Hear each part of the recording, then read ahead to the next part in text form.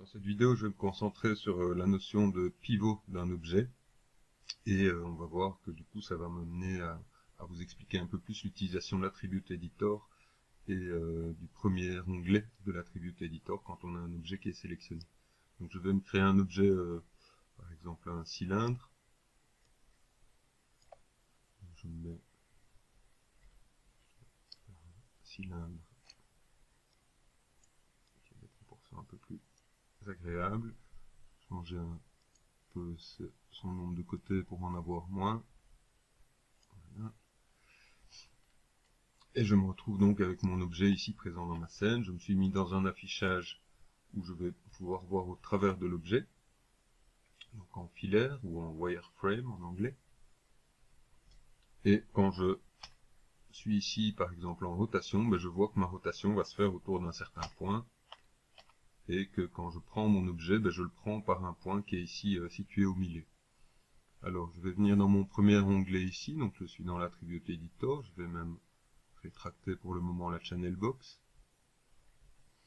Et je trouve mes coordonnées ici de déplacement. Donc si je me mets en 0 ici, je vais me remettre avec cette poignée qui est à hauteur de la grille. Si j'annule toutes mes coordonnées, je vais me recentrer sur ma grille. L'affichage de la grille, si vous ne l'avez pas, est donc le bouton ici.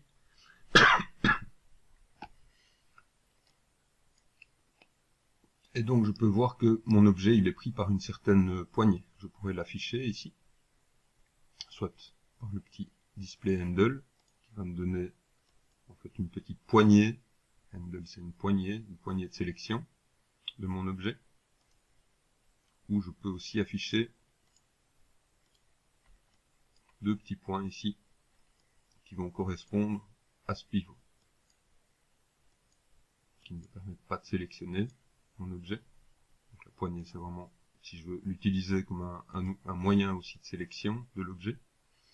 Et ici c'est simplement des petits repères dans l'espace qui vont m'indiquer autour de quoi je tourne, autour de quoi je fais mes mises à l'échelle. Alors ce pivot peut être repositionné. Je vais venir dans le Modeling Toolkit.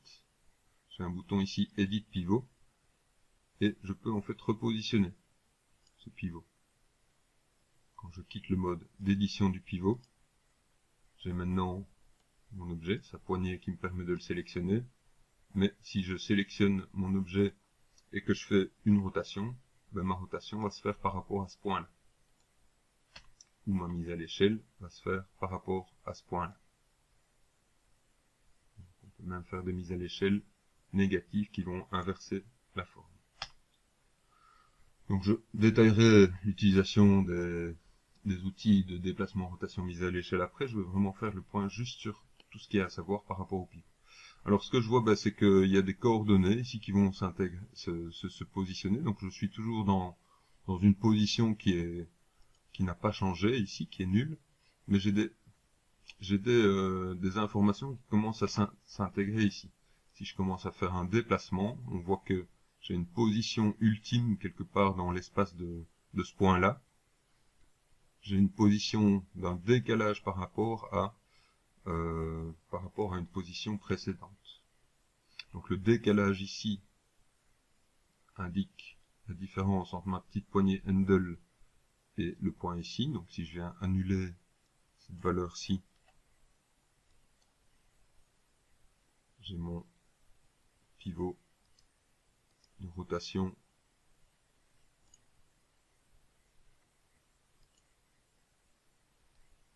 et mon pivot de mise à l'échelle qui sont venus se remettre sur ma petite poignée handle. Je vais en changer un, je vais le mettre à 10. Donc cette fois ma rotation va avoir un pivot qui est différent de mon scale qu'on voit ici au centre de mon cylindre. Donc si je fais une rotation, j'ai remis à 0, je vais laisser le 10 ici. Si je fais une rotation, ma rotation se fait par rapport à ce point-là. Si je fais une mise à l'échelle, ma mise à l'échelle se fait par rapport à ce point-là. Donc on voit que ici j'ai vraiment des coordonnées qui me permettent par rapport à ma petite poignée, je vais mettre un 10 ici, Donc j'ai ma poignée qui m'indique le centre vraiment de mon objet, la position du pivot de mon objet, et ici j'ai les axes qui vont être utilisés pour la rotation ou pour la mise à l'échelle, qui sont indiqués par ces coordonnées-là. C'est un peu compliqué tout ça. On peut déjà se dire que c'est des choses qu'on ne manipule pas forcément souvent par ici, mais je vous fais une explication pour que vous décodiez un petit peu ces idées. Donc, je vais me remettre des coordonnées neutres ici et me remettre en 0, 0.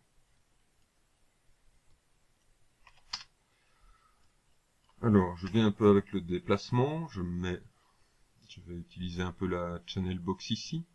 Alors, pour utiliser la channel box, l'attribute editor, pardon, on peut soit entrer des valeurs, je peux utiliser les touches tab ou shift tab, là je suis avec shift tab et tab pour avancer, reculer dans les différents champs ici.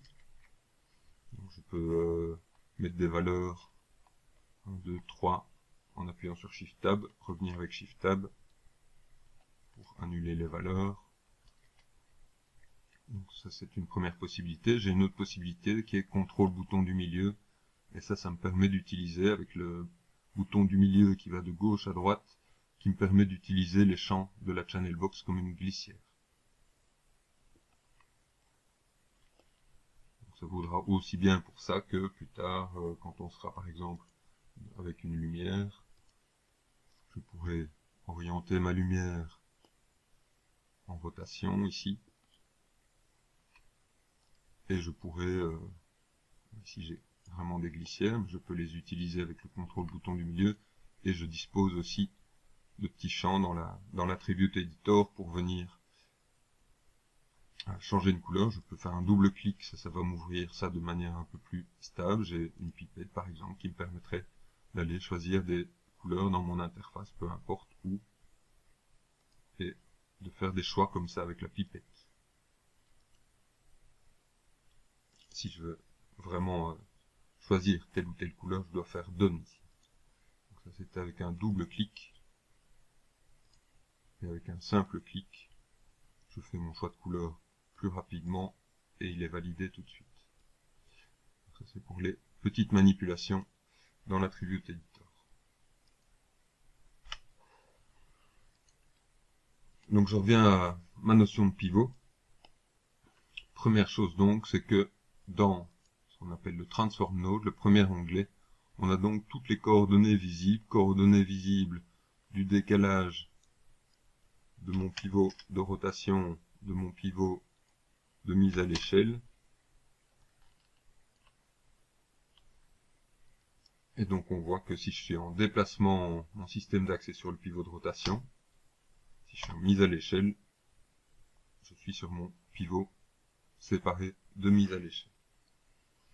Alors, si je regarde, je vais mettre 0, 2, 2. On peut voir que ce qu'on a ici au final ici, j'ai 12, 2, c'est 10, 0, plus 2, 2. Donc j'ai ma position du pivot de rotation. La position ici, finalement, c'est la position 12, 2. Donc je suis à 2 en Z et à 12 en Y. Donc on cumule le décalage de l'objet dans l'espace et le décalage du pivot de rotation par rapport à la petite poignée du centre ici. On pourrait faire le même calcul. La position finale de mon pivot de mise à l'échelle ici, c'est donc 3, 2, 2. C'est le décalage 3 ici selon l'axe X et le décalage de mon objet, la position de ma poignée ici, qui est en 2, 2. Alors je vais revenir avec un objet neutre, cube, je crée avec Shift, comme ça je crée directement un cube, venir réafficher premier onglet, venir réafficher le display handle. Et je déplace mon objet. Quand je déplace mon objet, je vois que dans un premier temps, je déplace mon objet et ce qui suit, c'est vraiment la poignée ici. C'est ça qui va me donner mes coordonnées. Je vois que j'ai pas de décalage ici et qui me donne la position de mon pivot. Alors, on va souvent faire des opérations. Si imaginons que j'ai plutôt qu'un cube, que j'ai quelque chose qui serait par exemple une porte. Si je veux faire tourner ma porte, ce sera vraiment pas très pratique ici. Donc j'aimerais bien, par exemple, avoir le pivot qui est sur un des coins de mon objet ici. Et ça, c'est l'opération qu'on appelle éditer le pivot. Je peux soit venir avec le bouton bleu ici, soit utiliser le raccourci D, qui va activer ce mode d'édition du pivot, ou maintenir D enfoncé, et quand je relève D, je reviens dans mon mode de rotation ou mon mode de déplacement.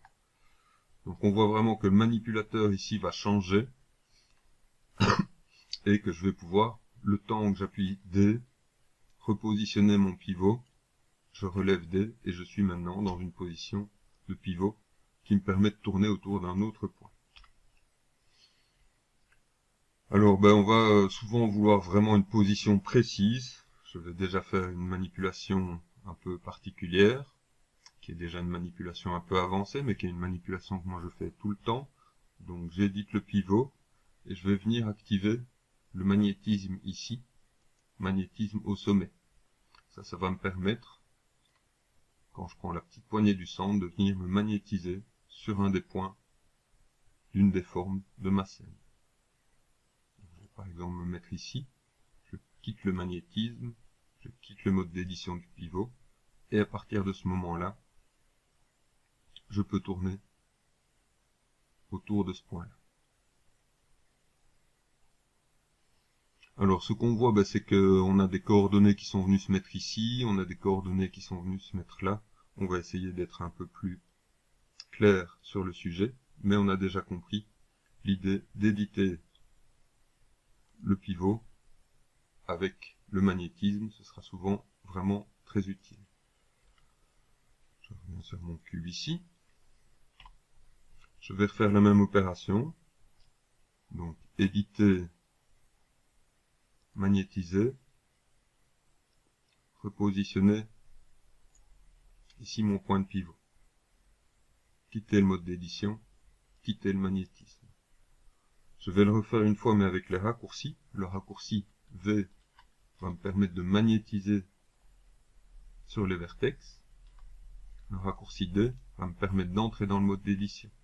Donc ce que je vais faire, c'est appuyer sur D, maintenir enfoncé, appuyer sur V, maintenir enfoncé, repositionner mon pivot, relever le V, relever le D, et j'ai repositionné mon pivot à un autre endroit. Je recommence, D enfoncé, V enfoncé, je repositionne, je relève les deux touches, j'ai repositionné mon point de pivot. Alors, ça c'est vraiment une opération qu'on fera très régulièrement.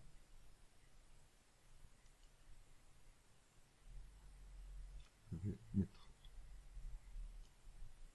mes deux interfaces, donc je rétracte la zone du bas et je réorganise un peu mon interface. Je ferme les onglets ici, les petits volets ici, pour visualiser que je suis en mode d'édition du pivot. DV, je repositionne mon pivot. Et je peux faire ma rotation à un autre endroit. Alors, je vais le refaire encore une fois, DV. Je peux aussi magnétiser au centre. Donc, vous voyez que ça va remagnétiser sur la position de ma petite poignée ici. Donc, si je regarde les coordonnées, maintenant elles sont de nouveau nulles ici. DV. Alors, je peux aussi prendre un axe. Si je prends un axe, donc j'appuie sur D, j'appuie sur V. Je suis donc D en mode d'édition du pivot, V en mode de magnétisme sur un vertex. Si je prends la poignée du centre, le petit rond, je vais me magnétiser sur un point. Si je prends l'axe, je vais pouvoir me mettre au niveau d'un point. Donc ici, cette fois, ça me permet de mettre mon pivot au centre du cube, mais au niveau de la base, c'est-à-dire, je déplace, je prends mon axe vertical, et je viens montrer un sommet, et ça vient me mettre vraiment au niveau de ce sommet-là. Donc ça, c'est un positionnement intéressant. On reviendra là-dessus, mais c'est vraiment un positionnement intéressant. Donc le pivot ici est au centre et à la base de mon objet. Plus tard, on pourra vraiment utiliser ça. J'utilise un autre magnétisme, le magnétisme à la grille. Ben ça va me permettre de me positionner sur les croisements de la grille. Donc je referai vraiment le point sur l'utilisation de tous ces magnétismes dans une autre vidéo, mais je vous montre déjà quelques manipulations qu'on fera souvent. Je vais encore refaire une fois cette manipulation avec une sphère. J'aimerais bien par exemple avoir le pivot en bas de la sphère. Donc j'appuie sur D, je maintiens enfoncé, j'appuie sur V, je maintiens enfoncé. Si je prends le centre, ben ça me met sur un des vertex de la sphère, donc je ne veux pas ça.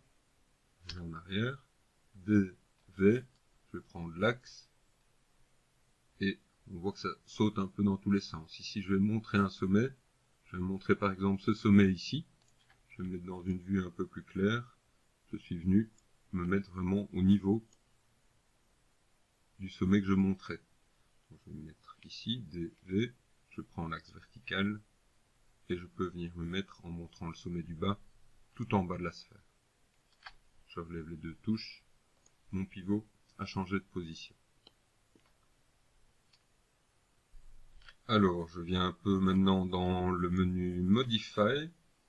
Dans le menu Modify, on va aller regarder ce qu'on va trouver. On trouve ici quelques opérations qui peuvent être utiles. Donc, je vais reprendre un cube tout simple. Et venir réafficher, dans le premier onglet ici, venir réafficher le display handle. Alors, tout d'abord, je vais simplement modifier la position de mon pivot n'importe comment. J'ai d'abord un premier très simple réglage ici, qui va simplement me recentrer le pivot. Donc ça me centre le pivot sur ma forme. Ici, c'est un cube, donc ça se met à la position d'origine, mais si j'avais une modélisation plus poussée, ça trouverait la position centrale de mon pivot. Je vais montrer ça sur une forme plus quelconque. Je vais reprendre un cube et faire deux opérations de modélisation dessus. Donc, je vais faire juste quelques extrusions.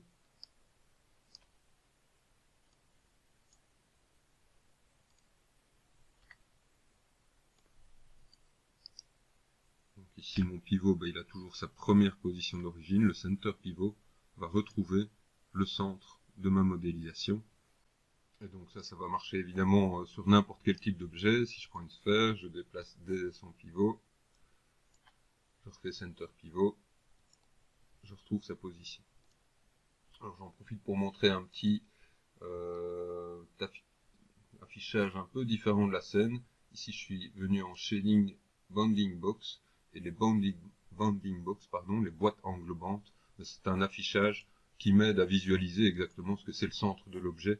Donc c'est une sorte de volume qui est délimité par une boîte, et c'est l'encombrement de l'objet, et donc le centre de mon pivot ici le centre de mon pivot est en fait le centre très simplement de cette boîte.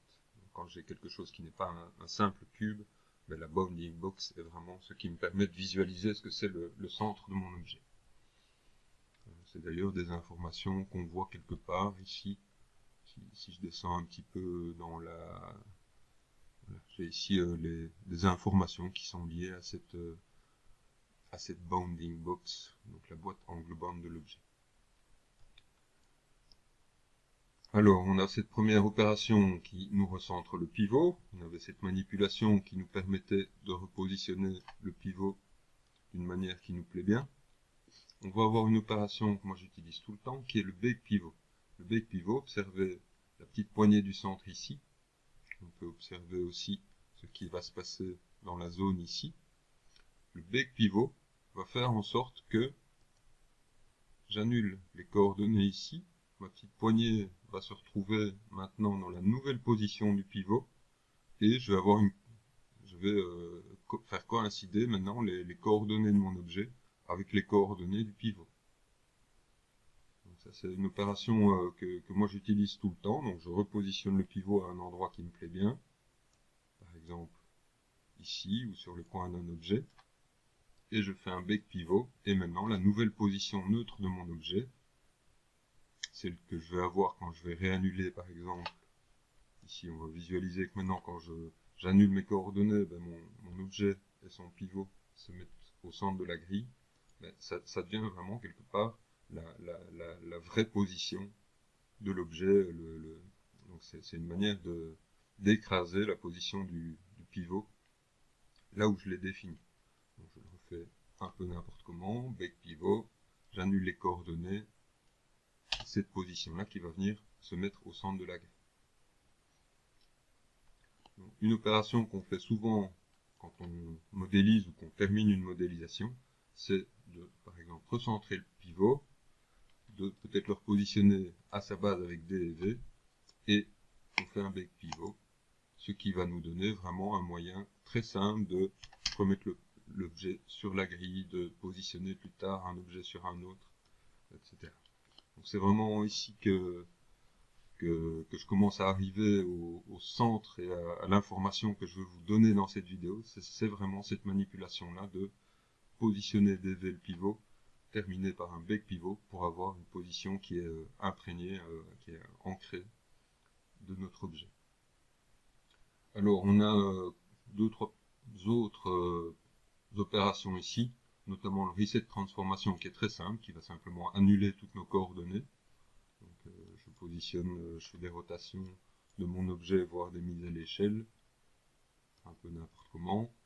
Le reset transformation va simplement me remettre mon objet avec ses coordonnées qui sont neutres, c'est-à-dire 0 pour les rotations et les translates, et 1 pour les mises à l'échelle, l'objet est à 100% de ses dimensions d'origine. Alors on a une autre opération qui est un peu particulière, qui est le freeze transformation, et le freeze transformation lui va déplacer, donc il va faire en quelque sorte l'équivalent de venir dire que mon objet, sa nouvelle position neutre, c'est celle-ci dans l'espace. C'est un truc un peu particulier, vous voyez que ça a transféré des valeurs ici dans... Donc si je refaisais un bake pivot là-dessus, bah, ça réannule ici. Moi je n'aime pas trop cette opération de freeze translate parce qu'on comprend pas très bien ce qu'on fait exactement. Donc ça permet de venir dire que ma position neutre dans l'espace, c'est celle-ci flottante. Personnellement, je trouve pas ça très très clair. Je préfère vraiment la manipulation qui consiste à centrer le pivot, le positionner à un endroit qui me plaît bien, faire un bake pivot et avoir les coordonnées clairement indiquées de mon objet ici sur la grille en 1 par exemple, donc au niveau du croisement ici de la grille, à une distance 1 en X, une distance 1 en Y et 0 en Y. Voilà. De toute cette vidéo qui est peut-être un petit peu complexe, je l'avoue, retenez donc bake pivot, center pivot, la touche D, déjà un peu la touche V, mais on en reparlera, et l'idée qu'on a très vite, on va ne plus jamais regarder ces choses-là, ou très rarement, mais déjà en tout cas, retenir cette notion de le pivot de l'objet, peut-être venir afficher le handle ici, et ça va nous permettre d'avoir les bases nécessaires pour pouvoir continuer et expliquer le translate, le rotate et le scale dans d'autres vidéos. Alors je vais terminer cette vidéo, c'est donc une vidéo que vous pouvez vous dire que vous venez revoir cette vidéo de temps en temps parce qu'elle elle explique des notions qui ne sont pas immédiates, pas simples, mais qui sont très vite utiles. Et je vais juste parler un peu, je suis venu dans Windows Node Editor, donc j'ai ouvert un des autres éditeurs dans lequel on n'ira pas souvent en première année, mais qui me permet de justifier pourquoi je parle de Transform Node ici. Donc, je vais cliquer sur ce bouton-ci. Et ici, ben, on voit prendre un cube de base. Donc, je vais prendre un cube de base et juste faire une opération d'extrusion.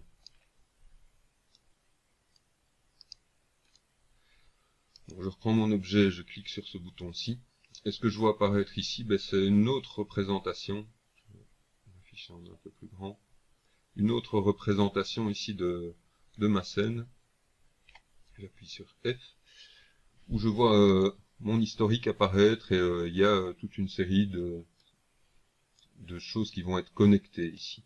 Si je clique ici, on voit qu'il y a des choses qui sont connectées. On n'ira pas du tout travailler avec ça cette année, pas en tout cas tout de suite, mais simplement on peut déjà retenir que on a dans Maya les données qui sont concentrées dans différents nodes. On a le nœud ici, Transform Node, qui est celui où on va regrouper toutes les informations de positionnement, de pivot, etc. On a notre forme, et notre forme, elle est générée par un historique qui commence à la création du cube, puis une extrusion, et on arrive à finalement une forme sur laquelle on pourra définir toutes sortes de propriétés, par exemple venir activer le smooth, la prévisualisation du smooth. Voilà, donc on appelle ça, c'est le node editor, l'éditeur des nœuds, et chaque nœud, en fait, c'est un groupe de paramètres. Et on a en particulier, ce transform node qui ressemble à un groupe vide. Si vous vous souvenez de la précédente vidéo, on avait fait un empty group. Et le empty group, ben, c'est un nœud isolé, comme ça, qui ne contient que des positions dans l'espace, et sans contenir rien à l'intérieur. Tandis qu'un maillage va avoir toutes sortes va avoir tout un historique ici.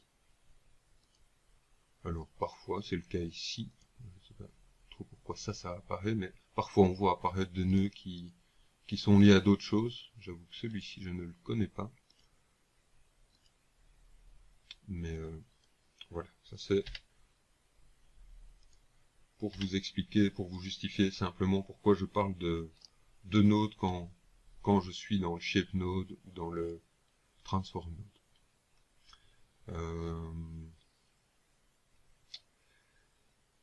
Voilà qui conclut, je pense, mon explication d'introduction sur aussi bien l'attribute editor que cette position liée à un objet qui est le pivot.